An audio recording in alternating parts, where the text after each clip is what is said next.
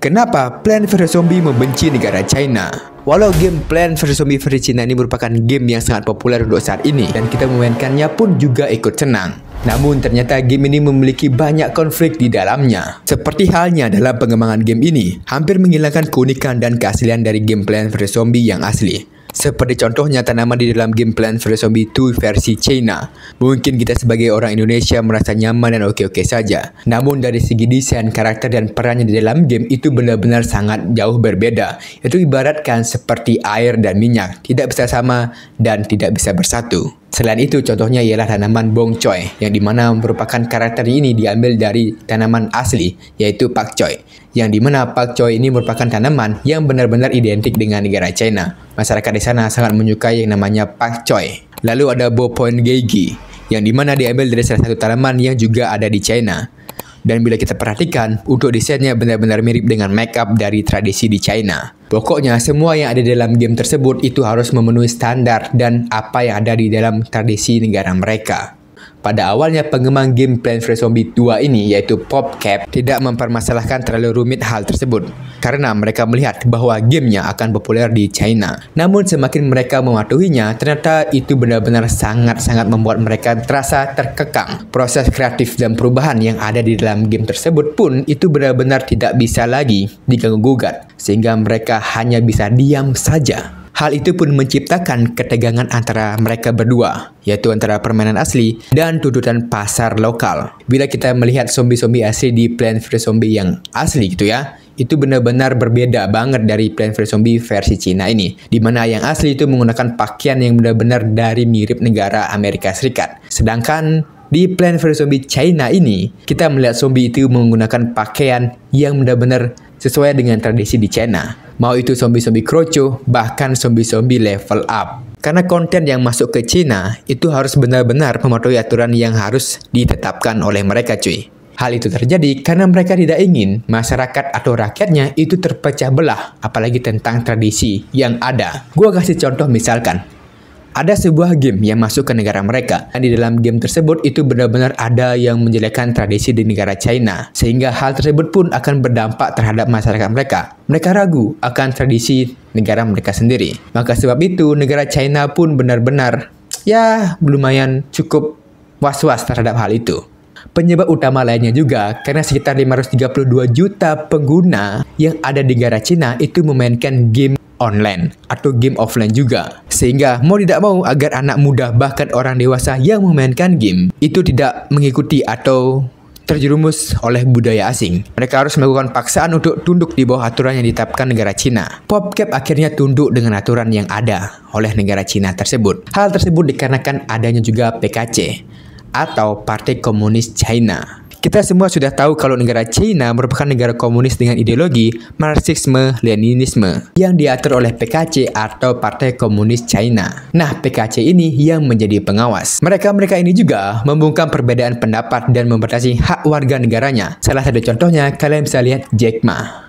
Ia merupakan salah satu orang terkaya di dunia dan orang terkaya peringkat pertama di tahun 2014 di China. Jack Ma pada tanggal 24 Oktober tahun 2020 mengkritik sistem perbankan Cina. Pemerintah Cina yang menghambat inovasi. Si Jack Ma pun dianggap sebagai orang yang berbeda pendapat dengan pemerintah.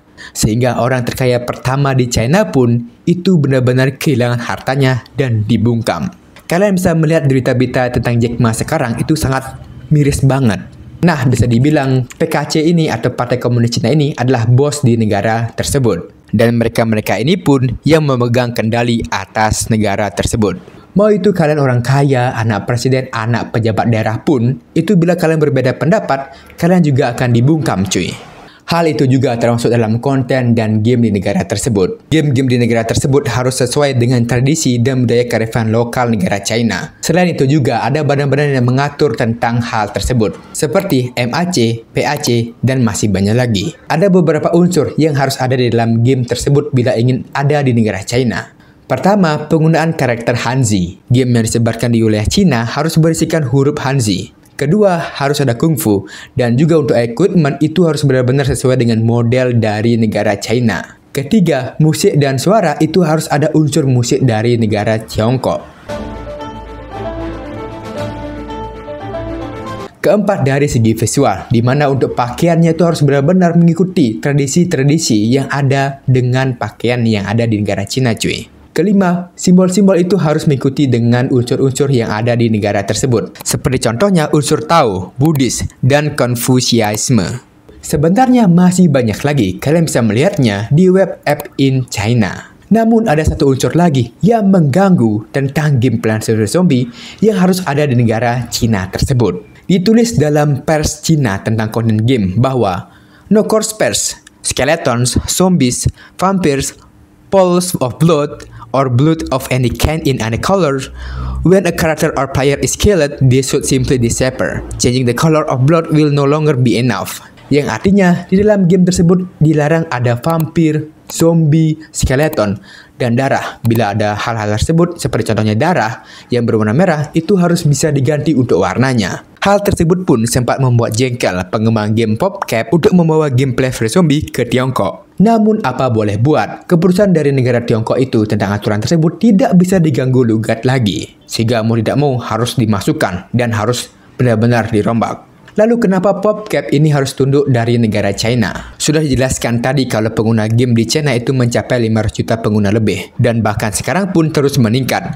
Plants vs Zombie mau tidak mau harus masuk ke negara China. Demi gamenya semakin populer dan perusahaannya semakin kaya. PopCap bekerja sama dengan pengembang game lokal pada saat itu untuk mengembangkan game Plants vs Zombie 2, yaitu studio game Dark Web Games. Dan pada akhirnya pun game Plants vs Zombie Cina 2 ini benar-benar sangat mirip dengan tradisi di Cina. Namun sebenarnya teman-teman, untuk hal game-game yang dibawa ke China dan dirombak ambis dari negara China itu, sebenarnya tidak hanya satu saja seperti game Plants vs Zombie. Ada banyak game-game lainnya dari luar negara Cina dibawa ke negara tersebut dan akhirnya dirombak, seperti GTA, Minecraft, bahkan Overwatch. Semua game-game tersebut benar-benar harus lulus sensor dari aturan PKC. Kalau tidak, siap-siap game tersebut tidak akan diberikan akses. Seperti contohnya GTA, kita bisa lihat dari segi grafik dan cerita benar-benar berbeda dari aslinya. Gua pun merasakan GTA versi Cina ini benar-benar itu adalah sebuah cloningan saja, bukan aslinya. Dari semua itu, menurut gua tindakan negara Cina ini benar-benar sungguh ngawur, teman-teman. Namun mereka juga melihat bahwa masyarakatnya itu benar-benar bisa untuk diajak bersaing terhadap pengembang game dari luar negeri. Sehingga pemerintahannya pun berani bertindak sangat tegas. Ibaratkan seperti kalau ada game dari luar tidak mau patuh terhadap mereka, tenang, kami akan banned dan akan buat game tersebut sama persis dengan versi tradisi di China. Contoh-contoh game yang bisa bersaing di kancah internasional yang berasal dari Cina yang sukses yaitu Black Myth Wukong dan Genshin Impact. Dan bila kita bandingkan dengan industri game di Indonesia, itu benar-benar sangat jauh berbeda. Kita masih belum serius untuk industri game. Namun sebenarnya kalau Indonesia berani, harusnya sih bisa. Kita saja bisa mampu mengembangkan game-game versi PC dan smartphone itu benar-benar bisa terkenal di kancah internasional. Bahkan grafiknya sudah bisa diadu, seperti game Coral Island, Dreadout, bahkan Bus Simulator Indonesia. Kalau saja dari segi entertainment diseriuskan oleh pemerintah, mungkin saja itu bisa terwujud. Jujur sebenarnya banyak banget pengembang game lokal itu yang benar-benar mengembangkan gamenya itu ada unsur tradisi lokalnya. Namun mereka sangat-sangat miris cuy, dimana uang yang mereka punya itu tidak sesuai untuk mengembangkan game yang mereka ingin ciptakan.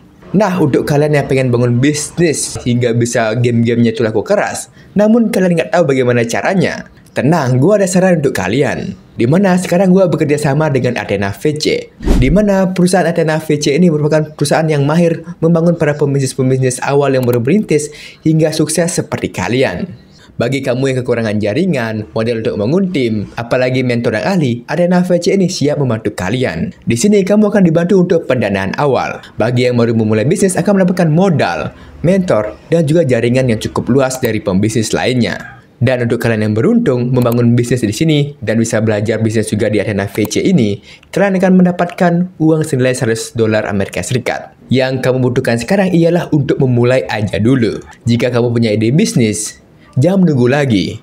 Cukup kunjungi web Athena VC dan klik apply to join. Gue yakin bisnis kalian akan sukses.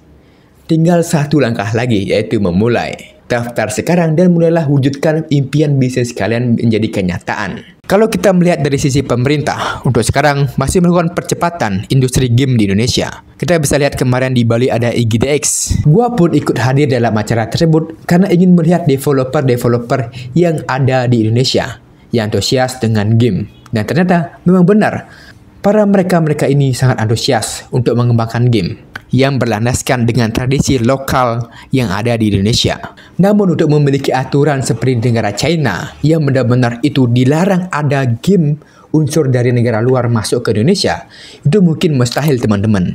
Karena kita harus benar-benar merombak habis aturan-aturan negara kita. Maka itu kan bisa menjadi masalah besar bagi persatuan yang ada di Indonesia. Yang paling benar adalah dibuatkan peraturan dari Presiden seperti Perpres nomor 19 tahun 2024 tentang percepatan pengembangan industri game nasional. Nah, gimana menurut kalian tentang industri game di Indonesia? Apakah game di Indonesia bisa bersaing dengan game-game seperti di negara China? Dan bahkan bisa bersaing di kancah internasional. Silahkan tuliskan di kolom komentar dan jangan lupa untuk subscribe agar channel ini terus berkembang. Enjoy aja!